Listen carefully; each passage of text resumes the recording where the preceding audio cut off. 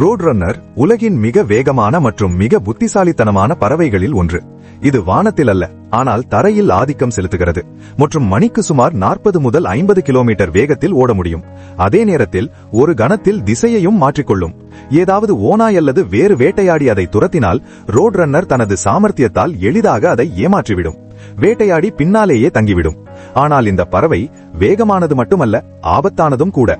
மான் போன்ற தைரியம் கொண்டது என்பதால் தனது வலிமையான மற்றும் கூர்மையான அலகால் விஷமுள்ள பாம்பை தரையில் அடித்தடித்து கொன்றுவிட்டு பின்னர் அதை உண்ணும்.